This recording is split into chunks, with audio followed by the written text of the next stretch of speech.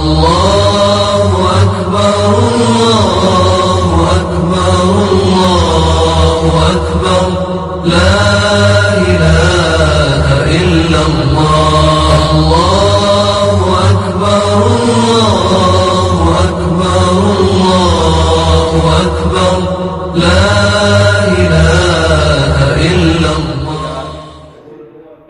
الحمد لله نحمده ونستعينه ونستغفره ونعوذ بالله من شرور أنفسنا ومن سيئات أعمالنا من يهده الله فلا مضل له ومن يضلل فلا هادي له ونشهد أن لا إله إلا الله وحده لا شريك له ونشهد أن محمدا عبده ورسوله. أما بعد فأعوذ بالله من الشيطان الرجيم. الحمد لله الذي هدانا لهذا وما كنا لنهتدي لولا أن هدانا الله. الحمد لله الذي لم يتخذ ولدا ولم يكن له شريك في الملك ولم يكن له ولي من الذل وكبره تكبيرا.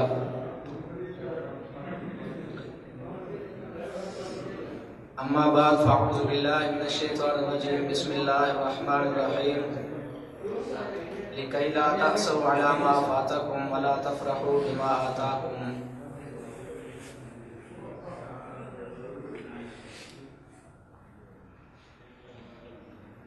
اللہ رب العزت نے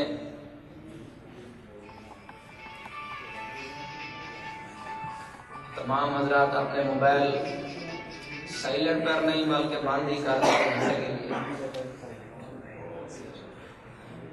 اللہ رب العزت نے اس کائنات کو وجود دیا.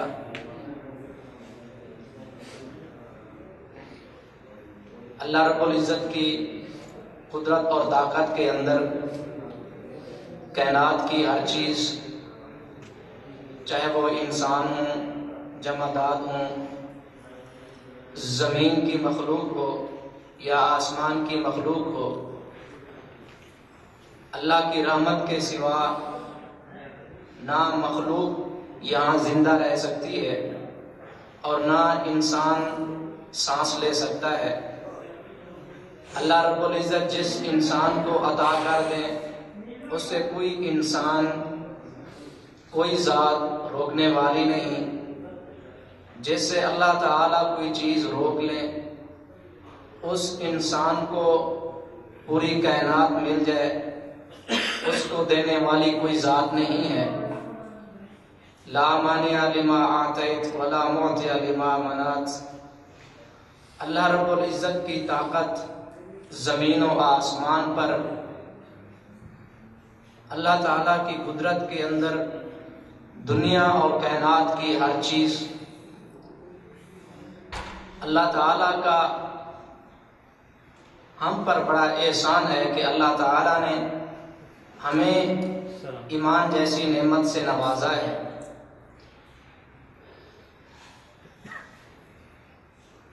اس آیت کے اندر اللہ رب العزت نے ارشاد فرمایا ہے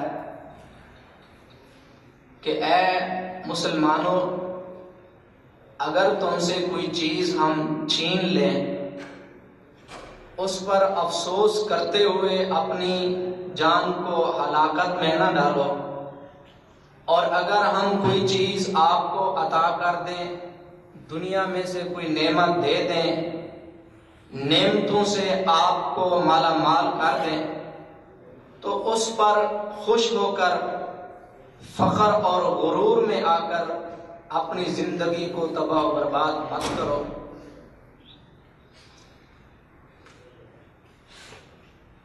آج کے اس درس میں ہم یہ سمجھنے کی کوشش کر رہے ہیں کہ زہد، تقوی کی حقیقت کیا ہے. اسلام کے بارے میں اکثر آج کا جو صوفیوں کا سوچ کا مدار ہے، یا صوفی لوگ اسلام کے بارے میں کہتے ہیں کہ مسلمان ایمان میں وہ ترقی کرتا ہے جو دنیا سے الگ تھلگ ہو جاتا ہے، دنیا کے کاروبار سے، دنیا کی تجارتوں سے، اپنے کاروبار بزنس اپنے معاشرے سے کٹ جاتا ہے، وہ ایمان کے اندر ترقی کر جاتا ہے، اور ایمان کی پھر وہ تدریج بدلاتے ہیں، کبھی کتب، کبھی ابدال، کبھی غوث، کبھی کچھ کبھی کچھ. تو ان کے ہاں وہ مسلمان ایمان کے اندر ترقی کرتا ہے، یا ایمان اس مسلمان کے پاس آتا ہے جو دنیا سے بالکل الگ تھلگ ہو جائے. تو یہی وجہ ہے کہ جب معاشرے کے اندر ہم مسلمان کسی عالم دین کو کاروباری منڈی میں دیکھتے ہیں تو ہم کہتے ہیں شیخ آپ یہاں کیسے؟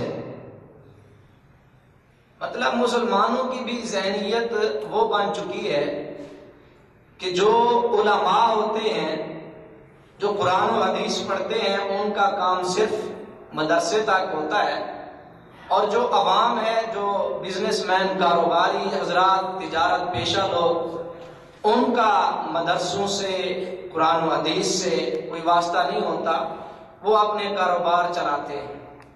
تو اسی وجہ سے جب بزنس مین یا کاروباری آدمی کبھی کوئی تعلیم پڑھتا، لیتا، سنتا، سناتا، سمجھتا یا سمجھاتا دیکھا جائے تو لوگ بڑا تعجب کرتے ہیں. اسی طرح جب کوئی عالم دین اس سائٹ پر چلا جائے تو تعجب کیا جاتا ہے. تو یہ تو ہوا صوفیوں کا طبقہ جو یہ کہتے ہیں، اور دوسری سائڈ پر جو ایجوکیٹڈ لوگ ہیں، جو مطلب اسلام دنیاوی تعلیم سے بہرہور ہیں، کچھ جدید دور کے علوم انہوں نے پڑھ رکھے ہیں، جو نیو جنریشن ہے، وہ سمجھتی ہے کہ یہ جو علماء ہوتے ہیں اور یہ جو قرآن و حدیث یا مدارس میں پڑھتے ہیں، یہ لوگ دنیا کے کسی کام کے نہیں ہیں، دنیا کا کوئی کام انہیں نہیں آتا، اور نہ یہ کر سکتے ہیں، اور نہ ان میں کوئی صلاحیت ہوتی ہے. یہ ایک بیکار سی مخلوق ہے جو مدارس میں بیٹھی ہوئی ہے، یا مطلب کوئی نماز، روزہ، حج، زکوٰۃ کا کام کرتے ہیں. تو اس وجہ سے وہ اپ ٹو ڈیٹ لوگ یا ایجوکیٹڈ لوگ یا دنیا کے کچھ علوم کے پڑھے لکھے لوگ وہ اس طرف نہیں آتے، کیونکہ انہیں اندھیرا معلوم ہو رہا ہوتا ہے. حقیقت یہ ہے کہ جو اللہ رب العزت نے اسلام مسلمانوں کو دیا وہ ہم سمجھتے نہیں کہ اس کی حقیقت ہے کیا. زہد کہتے کسے ہیں؟ زہد کا مطلب یہ ہوتا ہے کہ دو چیزوں میں سے انسان کی دو چیزیں ہوں، دونوں چیزوں میں سے اس کی نظر، اس کی سوچ، اس کے جذبات، اس کی محبت کسی ایک چیز پر اٹک جائے. یعنی اب مثلا سونا اور چاندی ہے، تو چاندی سونے کی حیثیت اور قیمت اس کی بہت زیادہ ہے چاندی کی بنسبت. تو چاندی سے سونے کی طرف انسان کا راغب ہونا، سونے سے محبت کرنا، اس کا کاروبار بزنس چاندی کو چھوڑ دینا، نظر میں اس کو نہ رکھنا، اہمیت نہ دینا، وقت نہ دینا، تو اس کو کہتے ہیں زہد. جب شریعت کے اندر آئے گا تو سونے کو جو مسلمان اہمیت نہیں دیتا آخرت کے بدلے میں، آخرت کے بدلے میں روپے، پیسے، زر، دھن دولت کو اہمیت نہیں دیتا مسلمان، تو اس کو کہتے ہیں زاہد. تو اس چیز کو یعنی سونے، اب یہ نہیں کہا جا سکتا کہ کوئی انسان مٹی پر کھڑا ہو وہ کہے میں اس کو اہمیت نہیں دیتا یہ زہد ہے، یہ نہیں. یعنی کسی چیز کی وقت بھی ہو، حیثیت بھی ہو دنیا کے اندر، اس کو چھوڑ دینا آخرت کی وجہ سے وہ زہد ہوتا ہے. لیکن ہمارے ہاں یہ سمجھا جاتا ہے کہ سونا چاندی جو کاروبار بزنس یہ اسلام اس سے منع کرتا ہے، یہ ایمان کے راستے میں رکاوٹ ہے. تو اس سلسلے میں آپ کو صحابہ کرام بلکہ انبیاء کرام کے بارے میں آپ کو بتاتا ہوں کہ وہ کتنے مال و دولت کے مالک تھے، لیکن دنیا ان کے ہاتھوں میں ہوتی تھی اور ایمان جو تھا ان کے دلوں میں پیوست تھا۔ آج حالت الٹ ہے، دنیا دلوں میں بستی ہے، ایمان ہمارے ہاتھوں میں ہے، جب چاہے چھوڑ دیں، جب چاہے نماز پڑھ لیں، نہ پڑھے، روزہ رکھا نہ رکھا۔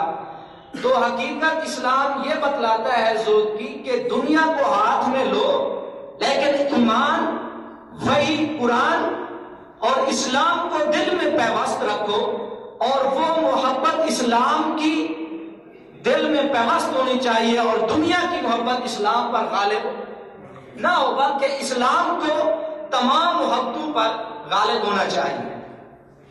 حضرت علی رضی اللہ تعالیٰ عنہ اس آیت کے بارے میں فرماتے ہیں لِكَيْ لَا تَأْسَوْا عَلَى مَا فَاتَكُمْ۔ اللہ تعالیٰ ارشاد فرماتے ہیں جو چیز مسلمانوں تم سے چھین لی جائے، اور وَلَا تَفْرَحُوا بِمَا آتَاكُمْ، اور جو چیز تم کو دے دی جائے، ان دونوں کے درمیان حضرت علی رضی اللہ تعالیٰ عنہ فرماتے ہیں زہد کا درجہ ہے۔ یعنی دنیا کے اندر مسلمان کو جو بھی چیز ملی، وجود ملا، نعمت ملی، صحت ملی، اولاد ملی، مال و دولت ملی، وقار ملا، عزت ملی، یہ اللہ کی دین ہے۔ اگر وہ چھین لے، انسان کی طاقت ہی نہیں ہے کہ وہ واپس لے سکے۔ تو اللہ تعالیٰ کا کسی نعمت کا چھین لینا یا کسی نعمت کا دے دینا، اس نعمتوں پر چھن جانے پر یا دے دینے پر انسان کبھی افسوس کرتے ہوئے مایوسی کی دلدل میں نہ چلا جائے، اور نہ ہی نعمت کے لینے پر، نعمت کے حصول پر فخر و غرور اور تکبر کے اندر اپنی زندگی کو اور آخرت کو تباہ و برباد نہ کرنا چاہیے۔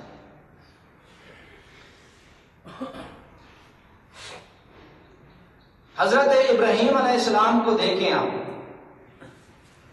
حضرت ابراہیم علیہ السلام کے پاس پورا ایک مال کا ریبر موجود ہوتا تھا، اور ان کی ایک الگ چراگاہ موجود تھی جہاں حضرت ابراہیم علیہ السلام کے جانور چرتے تھے، اور بڑے وہ مہمان نواز تھے۔ اپنے علاقے کے اندر ان کو علاقے والوں نے ابو الضیفان کا لقب دیا ہوا تھا، یعنی مہمانوں کے سردار، بڑے مہمان نواز ہیں، یعنی پیغمبر ہیں، نبی ہیں، لیکن ان کا جو مال و دولت ہے ان کے ہاتھ کے اندر ہے، قابل عزت، قابل احترام، اور مہمانوں کے سردار ابو الضیفان ان کا لقب تھا۔ حضرت سلیمان علیہ السلام کو دیکھ لیں کہ پوری دنیا پر ان کی حکومت ہے، لیکن کہیں بھی اگر کسی جگہ پر شرک کی بو یا کوئی شرک کا کام ہوتا ہے، اگر ان کو پتہ چل جاتا ہے تو سب سے پہلا کام جو ان کا تھا اس شرک کو ختم کرنا تھا۔ وہ بلقیس کا واقعہ آپ کو یاد ہے اور آپ نے سنا ہوا ہے۔ حضرت محمد صلی اللہ علیہ وسلم کو دیکھیں، جن کے بارے میں کہا جاتا ہے کہ مطلب کچھ نہیں تھا ان کے پاس، بڑی غربت میں زندگی بسر کرتے تھے، یہ حقیقت ہے، لیکن انداز کچھ اور ہے۔ جو ہم نے سوچا ہوا ہے، جو ہم نے سمجھا ہوا ہے، حقیقت وہ نہیں ہے۔ حضرت محمد صلی اللہ علیہ وسلم کے پاس بیک وقت 100 بکریاں موجود رہتی تھی، ان کی الگ چراگاہ موجود تھی۔ جب بھی 100 سے اوپر بکری بڑھتی تھی، آپ صلی اللہ علیہ وسلم اس کو ذبح کر دیتے تھے، اور آپ کی 9 بیویاں اس وقت موجود تھی۔ ان کی خورد و نوش، ان کی دیکھ بھال آسان طریقے سے کر رہے تھے، اور فدق کی ایک زمین کا حصہ آپ صلی اللہ علیہ وسلم کے پاس موجود تھا، لیکن انداز لینے کا اور اس سے بے نیازی اختیار کرنے کا انداز عجیب تھا۔ لیکن ہمارے اندر وہ الٹ ہے، سب کچھ ہونے کے باوجود دل کے اندر جگہ نہیں۔ 1 مہینہ گزرتا ہے، گھر کے اندر چولہا نہیں جلا، دوسرا مہینہ گزرتا ہے، پھر بھی کچھ بھی نہیں، تیسرا مہینہ، تو یعنی وہ ذات جو پوری نسل انسانی کی رہنما ذات ہے، خاتم النبیین ہے، محمد صلی اللہ علیہ وسلم کے گھر کے اندر 3 ماہ تک چولہا نہ جلے، اس کا مقصد یہ نہیں کہ ان کے پاس کچھ نہیں ہے، مقصد یہ ہے کہ ان کو دنیا سے محبت ہی نہیں ہے. اور یہ اس وقت ہوتا ہے جب انسان انتہائی ذمہ دار ہو، اس کی ذمہ داریوں کا بوجھ وسیع ہو، پھر وہ سمجھتا ہے کہ میں کھا نہیں سکتا اس وقت تک جب دوسرے لوگ، جب میرے اندر جو لوگ ہیں وہ کھا نہ لیں، وہ خوش ہو نہ جائیں، ان کے گھر بار اچھے طریقے سے نہ پھنس جائیں، جب تک وہ خوشیوں میں نہیں آتے تو میں خوشی نہیں کر سکتا، میں نہیں کھا سکتا. تو وہ پیغمبر ایسا کرتے؟ یہ ایسا تھوڑی ہے کہ ان کے پاس کچھ نہیں تھا. آپ صلی اللہ علیہ وسلم اپنے ہاتھ سے بکریوں کا دودھ نکالتے ہیں، اپنے جوتے کو خود مطلب وہ سلائی کرتے ہیں اس کی. تو آج کے دور کے اندر اگر کوئی عالم دین کچھ کام کرتا ہے کون سا ہے؟ یہ اسلام بڑا سنجیدہ ہے، اس میں کوئی تکلفات کی ضرورت ہی نہیں، کوئی بناوٹ کوئی ضرورت ہی نہیں ہے. جب مسلمان کے پاس حلال روزی نہیں ہے تو اس پر فرض حلال کو تلاش کرے، روزی کو تلاش کرے. اگر اس روزی کے لیے اس مسلمان کو رات کے 2 بجا دینے پڑے، بجا دینے چاہیے. کس وجہ سے؟ اپنی اولاد کے لیے، اپنے گھر کے لیے، اپنے اسلام کو تقویت دینے کے لیے محنت اور مزدوری کرنی چاہیے. اس میں کوئی مذائقہ نہیں. یہ پیغمبر صلی اللہ علیہ وسلم ہے، خاتم النبیین ہیں، جن کے پاس ایک دفعہ ایک صحابی کے ساتھ آپ جا رہے تھے، اونٹ کا پہاڑ سامنے آ گیا. آپ صلی اللہ علیہ وسلم ارشاد فرمانے لگے کہ اگر اللہ رب العزت اس پہاڑ کو سونے کا بنا دے تو مجھے پوری رات نیند نہیں آئے گی جب تک اس سونے کو اپنے ہاتھ سے یوں خرچ نہ کر دوں، یوں خرچ نہ کر دوں، آگے پیچھے دائیں بائیں، اس وقت تک مجھے نیند. تو یہ اسلام ہے. اسلام کا مقصد یہ تھوڑی ہے کہ مسلمان اپنی معیشت کو چھوڑ کر، کاروبار، بزنس اور کاموں کو چھوڑ کر وہ صرف ایک کونے خدرے میں لگا رہے اور پھر اپنی روزی روٹی کے لیے لوگوں کے آگے ہاتھ پھیلاتا رہے. یہ اسلام بڑا غیرت مند ہے، بڑا حمیت کے عامل ہے. عبد الرحمن بن عوف رضی اللہ تعالی عنہ مکہ سے ہجرت کر کے آتے ہیں.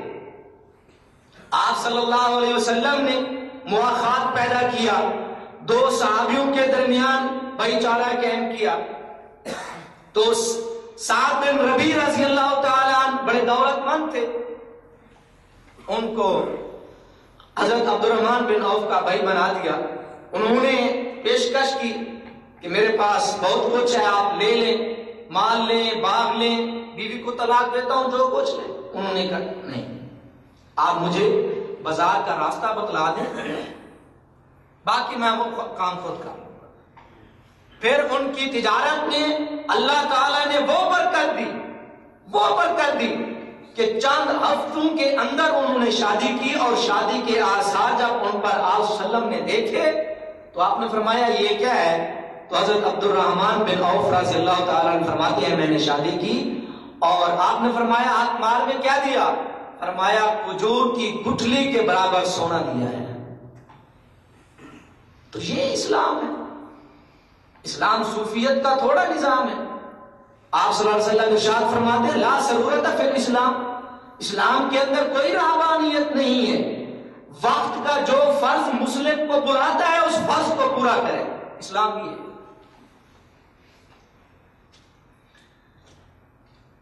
جب خندق کھودتے ہوئے اور صحابہ بھی موجود ہیں، آپ صلی اللہ علیہ وسلم بھی موجود ہیں، تو اس وقت خندق کو کھودتے ہوئے صحابہ نے پتھر باندھے اپنے پیٹوں پر، تو پیغمبر صلی اللہ علیہ وسلم کے پیٹ پر 2 پتھر تھے. احساس ذمہ داری کا وہ انسان جو تمام مخلوق کا رہنما اور مقتدا ہے، جب ذمہ داریاں انسان پر بہت زیادہ ہوں تو پھر کام بھی کچھ اس طرح کے ہی ہوتے ہیں. حضرت عمر بن عاص رضی اللہ تعالی عنہ فرماتے ہیں کہ آپ صلی اللہ علیہ وسلم نے میرے پاس ایک قاصد بھیجا اور قاصد کو کہا کہ عمرو بن عاص کو کہو کہ وہ مکمل جنگ کی تیاری کر کے وہ میرے پاس پہنچے۔ حضرت عمرو بن عاص رضی اللہ تعالی عنہ پورے ہتھیار پہن کر جب آپ صلی اللہ علیہ وسلم کے پاس پہنچے، آپ نماز کے لیے وضو کر رہے تھے، آپ صلی اللہ علیہ وسلم نے اوپر سے نیچے اور نیچے سے اوپر تک حضرت عمرو بن عاص رضی اللہ تعالی عنہ کو دیکھا اور مسکرائے، اور آپ نے ارشاد فرمایا کہ اے عمر، میں تجھے ایک مہم پر بھیجنے لگا ہوں اور میں دعا کرتا ہوں کہ اللہ تعالیٰ تجھے صحیح سلامت واپس لے آئے، اور میری خواہش ہے، میں یہ خواہش رکھتا ہوں کہ تو مال و دولت اور غنیمتوں کے ساتھ واپس آئے۔ حضرت عمرو بن عاص رضی اللہ تعالیٰ عنہ فرمانے لگے کہ اے اللہ کے پیغمبر، میں اسلام لایا ہوں، وہ مال و دولت کے لیے نہیں لایا، میں روپے پیسے کی محبت کے لیے نہیں آیا، میں تو صرف یہ چاہتا ہوں کہ مجھے اسلام سے محبت ہے اور آپ کی معیت چاہتا ہوں۔ آپ صلی اللہ علیہ وسلم نے ارشاد فرمایا اے عمر، نعم المال الصالح للمرء الصالح، بہترین مال وہ ہے جو صالح انسان کے پاس ہو۔ تو کیسے کہتا ہے کہ مجھے مال نہیں چاہیے؟ بہترین مال وہ ہے جو ایک نیک انسان کے پاس ہو، اور اسی طرح ہر وہ رتبہ، ہر وہ عہدہ، ہر وہ وقار دنیا کے اندر اگر صالح انسانوں کے پاس آ جائے تو دنیا میں امن آ جائے، اور امن کی مثال آپ خلفائے راشدین میں دیکھ سکتے ہیں کہ صالح ترین مخلوق تھی اور امن تھا۔ اسی وجہ سے آپ صلی اللہ علیہ وسلم نے ارشاد فرمایا کہ سب سے بہترین زمانہ میرا زمانہ، ان کے بعد صحابہ کا، پھر تابعین کا، پھر تبع تابعین کا۔ تو اسلام کا یہ مقصد تھوڑی ہوتا ہے کہ مسلمان کلمہ پڑھے، جب قرآن و حدیث کو پڑھنے لگے، جب عالم بن جائے، اس کا یہ مقصد تھوڑا ہوتا ہے کہ وہ کاروبار، بزنس، اپنی تجارتیں نہ کرے۔ لیکن ہوتا یہ ہے کہ اسلام کہتا ہے یہ تمام چیزیں دنیا کے اندر جو نعمت ہے اس کو ہاتھوں میں لو، دل میں اس کو جگہ، لیکن ایمان، اسلام وہ دل کے اندر پیوست ہونا چاہیے، اس کے اوپر دنیا کو غالب نہ کرو بلکہ اسلام اور ایمان کو غالب ہونا چاہیے۔ حضرت طلحہ بن عبید اللہ رضی اللہ تعالی عنہ غزوہ احد کے اندر انہوں نے بڑے کارنامے سر انجام دیے، اور ان کے بارے میں آپ صلی اللہ علیہ وسلم نے ارشاد فرمایا کہ جس انسان نے زندہ آدمی کو شہید دیکھنا ہو تو یہ طلحہ ہے، زندہ ہے لیکن جس نے شہید کو دیکھنا ہو زندہ حالت میں ہے وہ طلحہ بن عبید اللہ ہے۔ اور ان کے آپ مال و دولت کو اور ان کے زہد کو آپ دیکھیں، ایک دفعہ ان کو تجارت میں 7 لاکھ درہم کا نفع ہوا، 7 لاکھ درہم۔ اب اس شخص نے تقسیم کرنا شروع کر دیا، اور بیوی کے پاس جب آئے گھر کے اندر تو بیوی کو ملا 1000 درہم،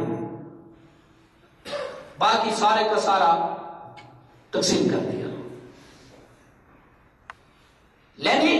یعنی تجارت سے کوئی کنارہ کشی نہیں ہے، لیکن وہ تجارت، وہ مال و دولت، وہ اس کا دل دماغوں کو مسخر کرنا یہ صحابہ کے اندر نہیں تھا۔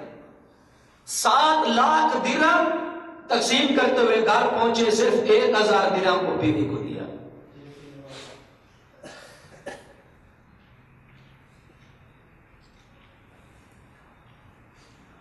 اور ان کی آمدنی کے بارے میں کہتے ہیں کہ 1000 درہم ان کی روزانہ کی آمدنی تھی۔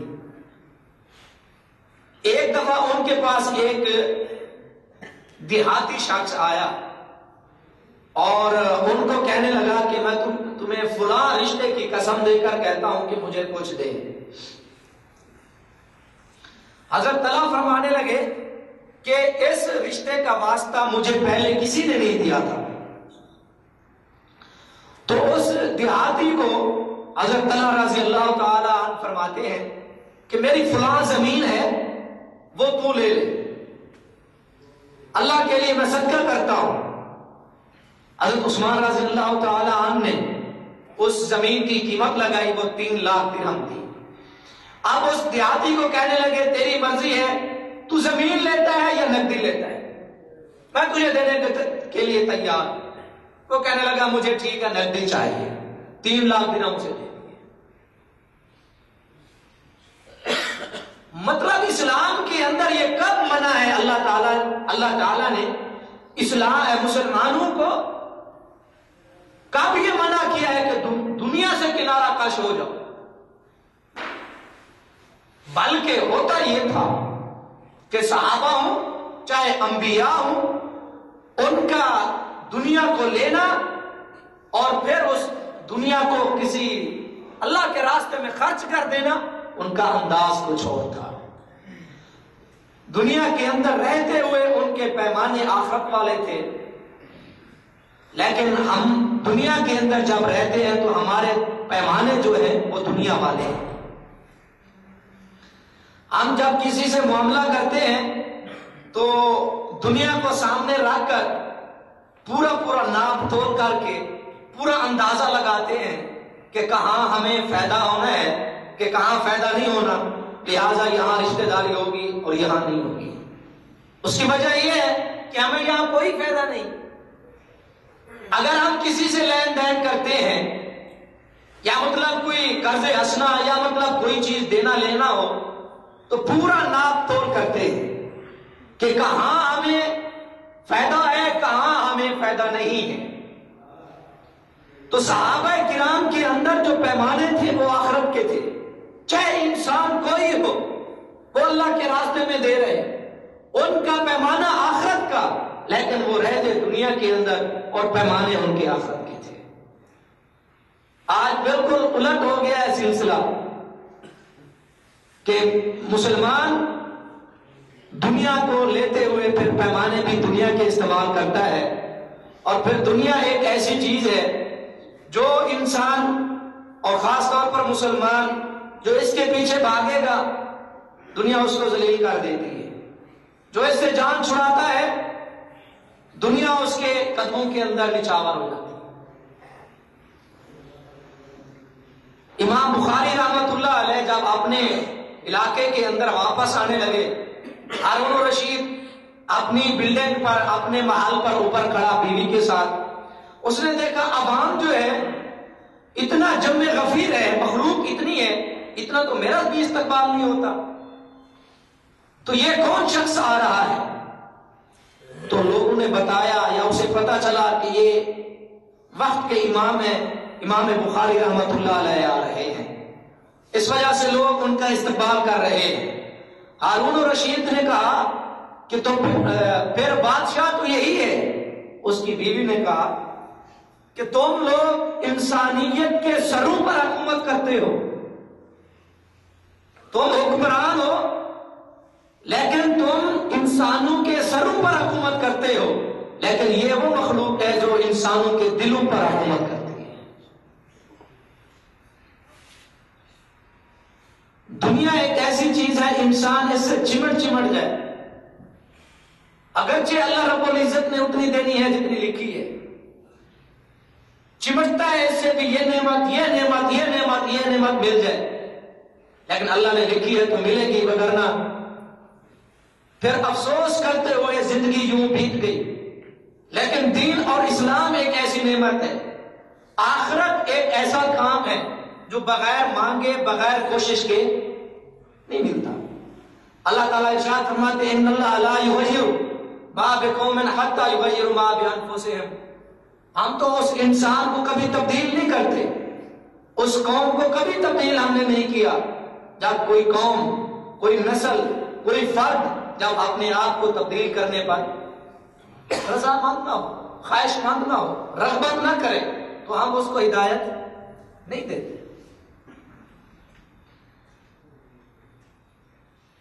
حضرت حسن بصری رحمت اللہ علیہ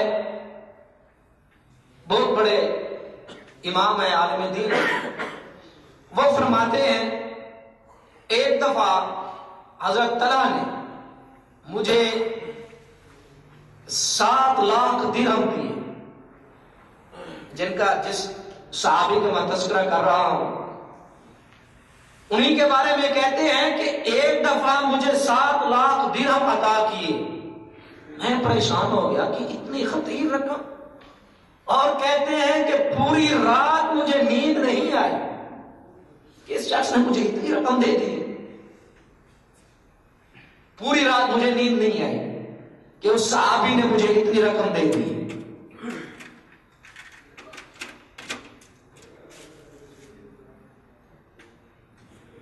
اور اسی صحابی کے بارے میں آتا ہے،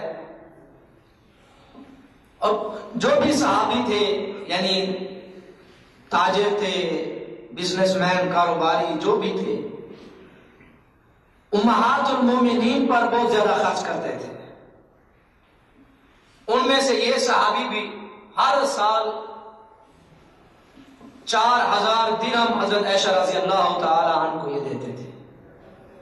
تو آپ اندازہ لگائیں کہ ان کی تجارت کا، ان کے کاروبار کا، اور پھر اندازہ لگائیں ان کے دل کے زہد کا، ایمان اور تقوی کا، دنیا کو لینے اور دینے کا انداز دیکھیں۔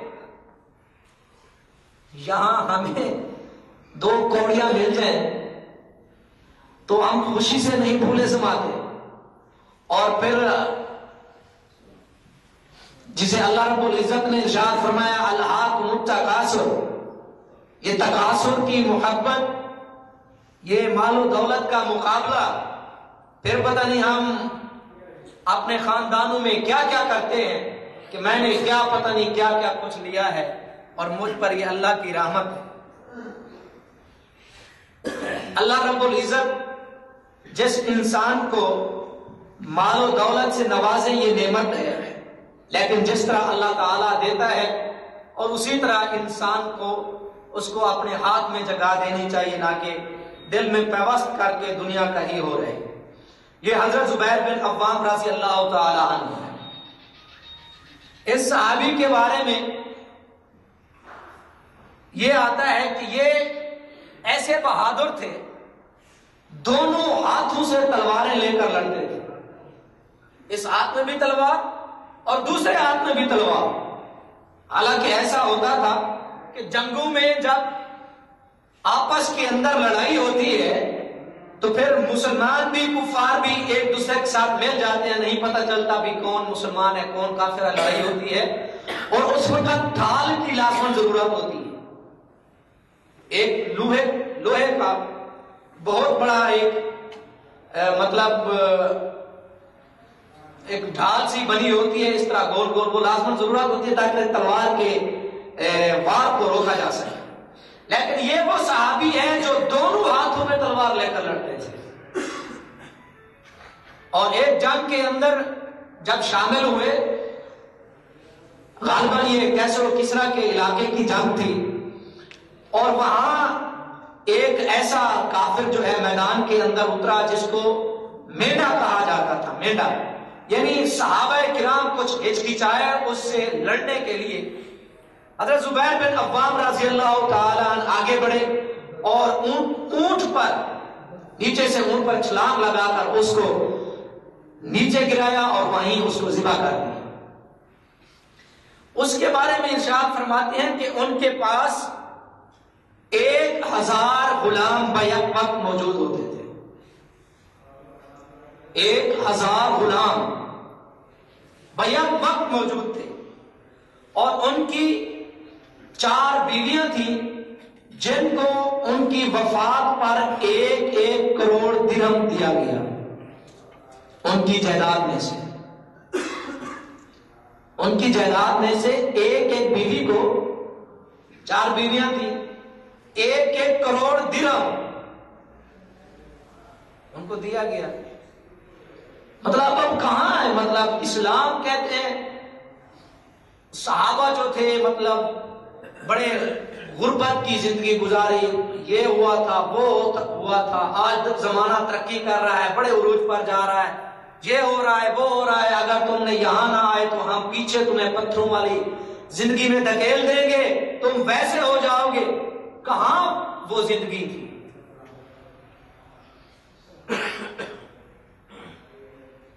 یہ حضرت سیدنا عبد الرحمن بن عوف رضی اللہ تعالی عنہ ہیں۔ ان کے بارے میں آتا ہے کہ ایک موقع پر انہوں نے 500 گھوڑے اور 1500 اونٹ پیش کیے، اللہ کے راستے میں صدقہ کر دیا، اور ایک ہی مجلس کے اندر 40 ہزار درہم بیٹھے بیٹھے صدقہ کر دیتے۔ عشرہ مبشرہ صحابہ کو دیکھے، کوئی صحابی ایسا نہیں تھا جس کے پاس اللہ کی رحمت یہ موجود نہ ہو۔ کون سا صحابی؟ اور ان کے بارے میں یہ آتا ہے کہ 40,000 کی ایک جائیداد فروخت کی اور کسی فقیر کو دے دی، اللہ کے راستے میں صدقہ کر دیا۔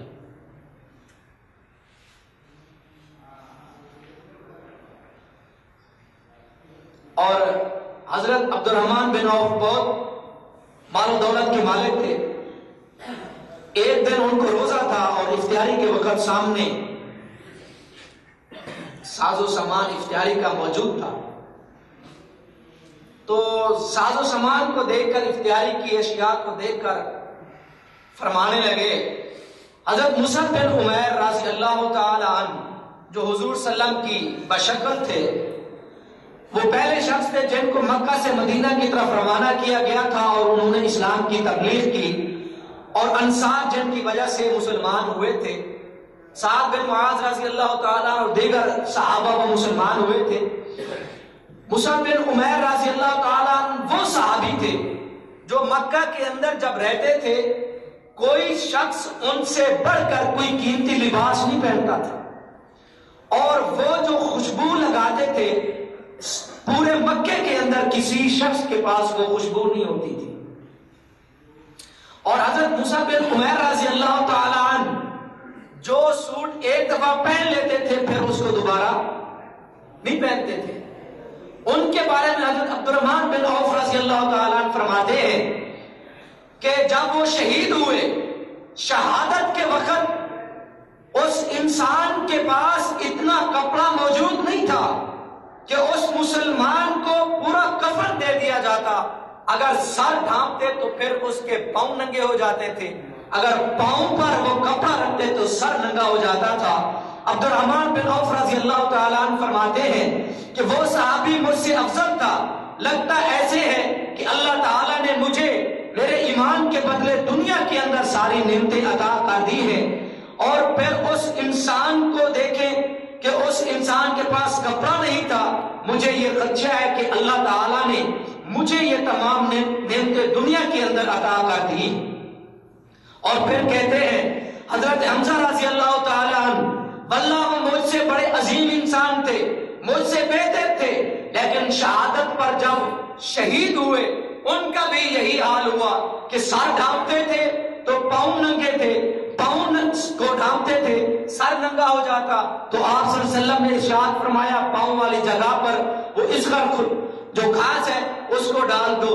یہ بات انہوں نے سوچ یہی باتیں کر رہے تھے، ذہن میں یہ خیال آیا، پھر رونے لگ گئے اور روتے روتے اس مسلمان کو، اس صحابی کو کھانا بھی بھول گیا کہ اللہ تعالیٰ نے کہیں ہمارے ایمان کے بدلے میں دنیا کے اندر نعمتیں تو نہیں دی۔ یعنی اللہ تعالیٰ نے نعمتوں سے نوازا ہے،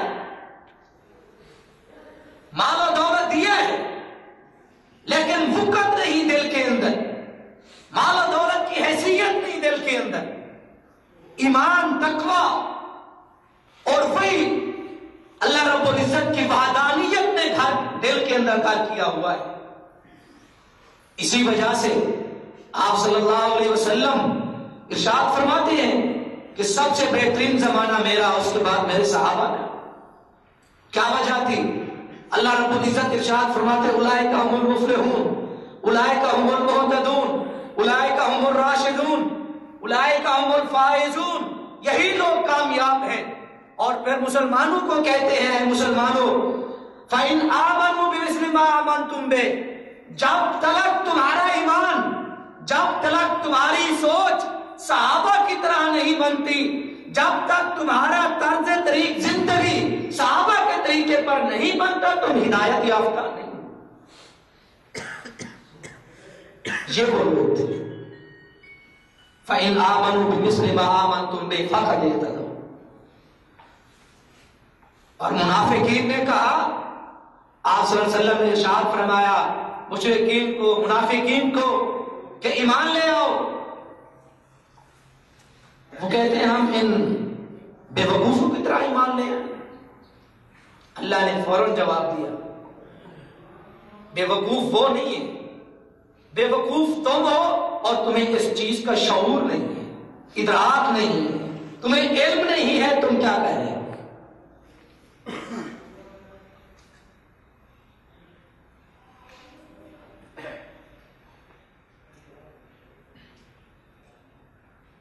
سیدنا عبداللہ بن عمر رضی اللہ تعالی عنہ جنگل کے اندر ایک چرواہے سے ملے اور اس سے پوچھا کہ مجھے بکری چاہیے یا یہ ریوڑ تم مجھ بیچ دو، میں اسے خریدنا چاہتا ہوں۔ وہ لڑکا کہنے لگا کہ میں امین ہوں اور یہ ریوڑ میرا نہیں ہے، لہذا آپ اس ریوڑ کے مالک سے اسے خریدیں۔ حضرت عبداللہ بن عمر رضی اللہ تعالیٰ عنہ فرمانے لگے، اس لڑکے کو اس جنگل کے اندر کوئی موجود نہیں، مالک بھی نہیں ہے، اگر بیچ دیتا تو کیا مسئلہ تھا؟ لگتا ہے اس کے دل کے اندر کچھ ایمان ہے، اس کو آزماتے۔ حضرت عبداللہ بن عمر رضی اللہ تعالیٰ عنہ فرمانے لگے کہ تیرا مالک تو یہاں موجود نہیں، تجھے دیکھ بھی کوئی دے رہا، ایک تم بیچنے والا ہے، میں خریدنے والا ہوں، لہذا تو بیچ دے، کون دیکھنے والا ہے؟ وہ لڑکا کہنے لگا کہ موجود تو کوئی نہیں ہے، لیکن این اللہ، این اللہ، پھر اللہ کہاں ہے؟ اللہ نہیں دیکھ رہا۔ حضرت عبداللہ بن عمر رضی اللہ تعالیٰ نے جب یہ بات سنی رونے لگ گئے اور گھر تک یہی بات کہتے رہے، این اللہ، این اللہ، این اللہ، اللہ کہاں ہے؟ جب گھر پہنچے اس مالک کے پاس گئے اور اسے کہا کہ یہ غلام بھی مجھے چاہیے اور یہ پورا ریوڑ بھی مجھے چاہیے۔ وہ غلام بھی خریدا، وہ پورا ریوڑ خریدا، پھر اس غلام کو آزاد کر دیا اور پورا ریوڑ اسے صدقہ کر دیا۔ یہ صحابہ ہے اور یہ اسلام ہے جو ہمیں ایمان اور انسانیت سکھاتا ہے۔ اسلام کے اندر کوئی رہبانیت نہیں ہے، یہود و نصارہ کی طرح ایک نکر کے اندر جا کے اللہ ہو اللہ ہو کرتے رہو، کوئی تمہیں پتہ نہ ہو دین دنیا کا، کوئی پتہ نہ ہو تمہارے اپنے دشمنوں کا، کوئی پتہ نہ ہو تمہیں کفار و یہود و نصارہ کے تمہارے اوپر کیا ظلم ستم کر رہے ہیں۔ یہ اسلام نہیں ہے، بلکہ واقفیت ہونی چاہیے۔ اللہ رب العزت نے جو مسلمانوں کو کلمہ دیا لا الہ الا اللہ محمد رسول اللہ، سب سے پہلے لا ہے کہ پہلے اس باطل کو سیکھو کہ باطل ہے کیا چیز، عبادت بعد میں، باقی علم بعد میں، نماز حج روزہ زکات بعد میں، پہلے اس لا کو سمجھو کہ معبود ہے کون اور کون نہیں ہے، باطل کو تو سمجھو۔ حضرت عبداللہ بن عمر رضی اللہ تعالی عنہ ایک دفعہ انہوں نے ایک غلام کو 40,000 درہم کا خریدا اور پھر اسی وقت اس کو آزاد کر دیا، اور ان کے بارے میں آتا ہے کہ زندگی سے موت تک انہوں نے 1,000 غلام آزاد کیے۔ اب ایک غلام کی قیمت 40,000 درہم اور 1,000 غلام انہوں نے اپنی زندگی میں آزاد کی۔ اور ادھر والد کی حالت یہ ہے، والد خلیفۃ المسلمین ہے، امیر المومنین ہے. ایک جنگ سے کچھ کپڑا تقسیم ہوا، وہ باپ کے حصے میں بھی آیا، بیٹے کے حصے میں بھی آیا، لیکن اس کپڑے سے کسی ایک انسان کی، کسی ایک فرد کی پوری پوشاک، پورا لباس نہیں بنتا تھا. چادر بنتی تھی تو پھر قمیض نہیں بنتی تھی، قمیض بنتی تھی تو پھر چادر نہیں بنتی تھی. یہ سبھی مسلمانوں کو تقسیم ہوا، اتنا ہی آتا تھا. حضرت عمر رضی اللہ تعالیٰ جب مسلمانوں کے سامنے ہوئے، وہ پورا لباس وہ پہنے ہوئے تھے اسی کپڑے کا، تو مسلمانوں سے ایک شخص کھڑا ہوا. اس نے کہا کہ پہلے ہمیں یہ بتاؤ کہ تمہارا یہ لباس مکمل ہوا کیسے؟ ہم میں سے تو کسی کا نہیں ہوتا، نہ ہوا ہے. قمیض بناتے ہیں تو چادر نیچے والی نہیں بنتی، چادر بناتے ہیں تو قمیض نہیں بنتی، آپ کا کیسے مکمل ہو گیا ہے؟ امیر المومنین خاموش ہو گئے اور بیٹے کو کہا کہ عبداللہ اس بات کا جواب دو. عبداللہ بن عمر رضی اللہ تعالیٰ کھڑے ہوتے ہیں اور امیر المومنین کی طرف سے جواب دیتے ہیں مسلمانوں کو کہ جو کپڑا میرے حصے میں آیا تھا اس کپڑے کو میں نے اپنے والد کو دے دیا. اس طرح ان کا لباس مکمل ہوا ہے امیر المومنین کا. تو کیا ان کے پاس کچھ نہیں تھا؟ بیٹا 40 ہزار درہم کے غلاموں کو آزاد کر رہا ہے، بالکل موجود تھا. لیکن حقیقت یہ ہے کہ دلوں کے اندر ان کی کوئی وقت اور حیثیت نہیں تھی. بیت المقدس فتح نہیں ہو رہا تھا. یہود و نصارہ کو علم تھا کہ ہمارے پاس وہ نشانیاں موجود ہیں کہ جس انسان نے، جس حکمران نے مسلمانوں کے اس بیت المقدس کو فتح کرنا ہے اس کی کچھ نشانیاں ہیں. ان کی کتابوں میں لکھا ہے کہ اگر وہ نشانیاں تم دیکھ لو چابیاں دے دینا اور یہ لوگ حق پر ہوں گے. انہوں نے کہا ہم جنگ نہیں کرتے آپ سے، آپ اپنے خلیفہ کو بلاؤ اور وہ آئے اور ہم سے چابیاں لے جائیں.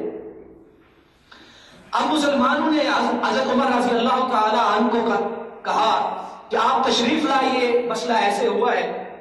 وہ لوگ کہتے ہیں کہ ہم خلیفۃ المسلمین کو چابیاں دینا چاہتے ہیں، لہذا آئیے. تو حضرت عمر رضی اللہ تعالی عنہ وہاں سے چل پڑے اور ایک اونٹنی لی، اپنے ایک غلام کو لیا، لباس جو پہنا تھا وہ پہنا ہوا ہے، چل پڑے.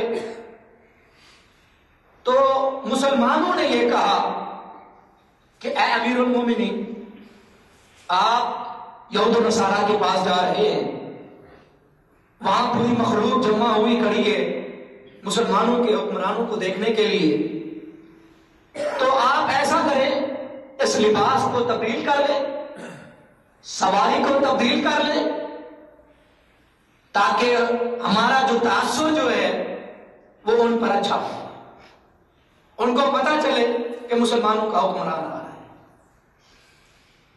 اور حضرت عمر رضی اللہ تعالیٰ عنہ نے یہ تقسیم کی ہوئی تھی اپنے غلام سے کہ کچھ وقت میں چڑھوں گا سواری پر اور کچھ وقت تو چڑھے گا. 1 گھنٹے کے لیے مثلا سواری کی مہار میں پکڑوں گا اور 1 گھنٹے کے لیے آپ پکڑیں. تو جب قریب پہنچے حضرت عمر رضی اللہ تعالی عنہ نے مسلمانوں کو کہا کہ اے مسلمانوں، اور حضرت عمر کے لباس پر تقریباً 17 ٹاکیاں پیمن وہ لباس پر لگے ہوئے تھے. حضرت عمر رضی اللہ تعالی عنہ نے ارشاد فرمایا اے مسلمانوں، آپ جو کہہ رہے ہیں کہ میں لباس کو تبدیل کر دوں، اس سواری کو تبدیل کر دوں اور یہ پوری حالت اور کیفیت کو تبدیل کر کے ان کے پاس جاؤں، واللہ اللہ کی قسم اللہ رب العزت نے، اس سے پہلے ہم ایک ذلیل مخلوق تھے، ہم نہیں جانتے تھے اسلام کے بارے میں، جہالت کے اندر تھے. اللہ تعالیٰ نے ہمیں اسلام کی وجہ سے عزت سے نوازا، وقار دیا، ہمیں عزت دی ہے، اور ہم اس عزت کو اسلام کے علاوہ کہیں تلاش اسلام کے علاوہ کہیں تلاش نہیں کریں گے۔ جس لباس کے ساتھ میں اللہ رب العزت کے سامنے کھڑا ہوتا ہوں، اس لباس کو میں اتاروں گا؟ میں نہیں اتاروں۔ اور یہی نشانی ان کے ہاں موجود تھی کہ مسلمانوں کا حکمران جو ہوگا اس کے لباس پر 17 ٹانکے لگی، وہ نشانی انہوں نے دیکھ لی۔ یہ اسلام ہے جو ہمیں زہد سکھاتا ہے۔ زہد صوفیت کا نام نہیں ہے، اللہ کی رٹ لگانا نہیں ہے، اور پھر کتب ابدال غوث پتہ نہیں کیا کیا بنتے ہیں، وہ کوئی زہد نہیں ہے۔ زہد ہے تو یہ ہے کہ مسلمان کے پاس ایک طرف دنیا پڑی ہو لیکن دل کے اندر اس کی جگہ نہ ہو، وہ اپنے ایمان کو دنیا پر غالب کر رکھے۔ حضرت عبداللہ بن عمر رضی اللہ تعالی عنہ کے بارے میں یہ بھی آتا ہے کہ بعض اوقات ایک ہی مجلس کے اندر 30 ہزار درہم خرچ کر دیتے تھے، صدقہ کر دیتے تھے ایک ہی مجلس کے اندر۔ یہ حضرت سیدنا حکیم بن حزام رضی اللہ تعالی عنہ اسلام لانے سے پہلے یہ صحابی بڑے فیاض تھے، بڑا خرچ کرتے تھے۔ جب اسلام لے آئے اس وقت اس صحابی نے 100 غلام آزاد کیا، 100 اونٹ ذبح کی۔ ایک صحابی فرماتے ہیں ایک دفعہ حج کا موقع تھا، حج کے موقع پر ہم نے دیکھا کہ اس کے پاس 100 غلام تھے، 100 اونٹ تھے، 100 بکریاں تھیں، 100 گائے تھی، اور انہوں نے کہا کہ یہ اللہ کی راہ میں خرچ کر دیتا ہے۔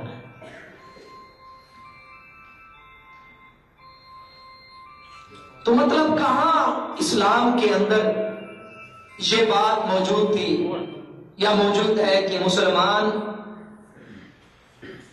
اپنے معاشرے سے، اپنی معاشرت کو، اپنی معیشت کو بھول کر صرف کونوں خدروں کے اندر رہ جائے۔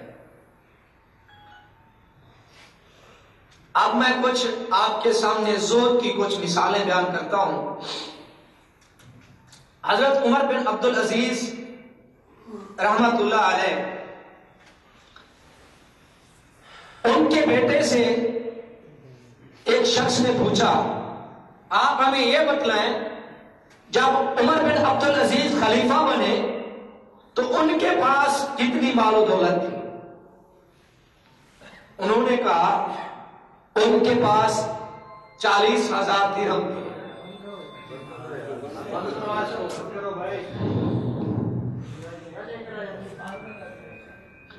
ان کے پاس 40,000۔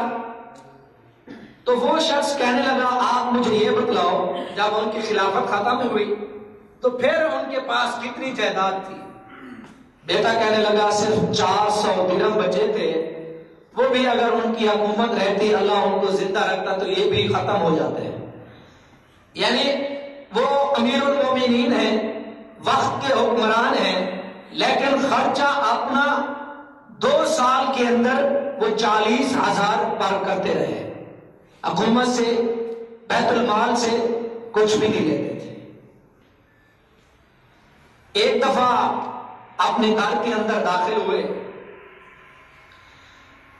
ان کی بیٹیاں سامنے آئیں، جو ہی انہوں نے دیکھا کہ ہمارا والد آ رہا ہے تو پھر سامنے آ کر وہ بھاگ گئی۔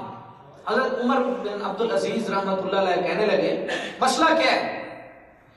تو پھر کنیز جو تھی، وہ خادمہ جو تھی، اس نے کہا کہ آج آپ کی بیٹیوں نے، وقت کا خلیفہ اور حکمران، اس کی بیٹیاں آج انہوں نے رات کا کھانا پیاز سے کھایا ہے، پھر پکا کر بھی نہیں کھا سکی، اس وجہ سے وہ بھاگ گئی کہ کہیں وہ بدبو ہمارے باپ تک نہ پہنچے۔ جو وقت کے حکمران ہیں، امیر المومنین ہیں، کہ ان پاس کچھ نہیں، سب کچھ موجود ہے، لیکن دنیا کے اندر انہوں نے اپنا دل نہیں لگایا۔ دنیا سے دل لگانے کا مطلب یہ ہے کہ دنیا کو دل کے اندر جگہ نہیں دی، ورنہ تو یہ سارے اسباب انسان کے لیے ضروریات ہیں استعمال کرنی۔ اس کی مثال علماء یوں دیتے ہیں کہ اگر ایک مسافر ہو اور سفر کر رہا ہو، راستے کے اندر کہیں سایہ موجود ہو اور وہ مسافر تھکا ہارا بڑا سفر سے نڈھال، جب اس نے سایہ دیکھا، سائے کے نیچے بیٹھ گیا، آرام بھی کیا، لیکن اس کی جو منزل تھی، منزل آگے ہے، وہ سایہ تو نہیں تھا، سایہ ایک راستے میں آ گیا، اس نے کچھ آرام کر لیا۔ اب وہ مسافر اگر اس سائے کے ساتھ چمٹ جائے، اسے بناتا سنوارتا رہے اور دن رات وہیں لگا دے، تو پھر کیا وہ منزل تک پہنچ جائے گا؟ ہرگز نہیں پہنچ سکتا۔ اسی طرح دنیا کی مثال ہے کہ انسان جب یہاں دنیا کے اندر آتا ہے تو اس کے سر سبز و شاداب لذتیں اور چٹخاروں کے اندر جب اس کی زندگی بسر ہوتی ہے تو پھر اسلام اس کے سامنے کوئی وقت اور حیثیت نہیں رکھتا، پھر آخرت کی کوئی طلب نہیں ہوتی، پھر دنیا پر اس مسلمان کے پیمانے وہی دنیا کے ہوتے ہیں، آخرت بالکل بھول جاتی ہے۔ اور یہی حال آج ہم مسلمانوں کا ہے کہ ہم مسلمان اگر اسلام کا کوئی، اسلام کے بارے میں کوئی گفتگو ہو یا اسلام کے بارے میں کوئی پڑھنا سمجھنا سمجھانا ہو تو یہ ایک مخصوص طبقے کے بارے میں کہا جاتا ہے کہ انہیں کا کام ہے، ہمارا کام نہیں ہے۔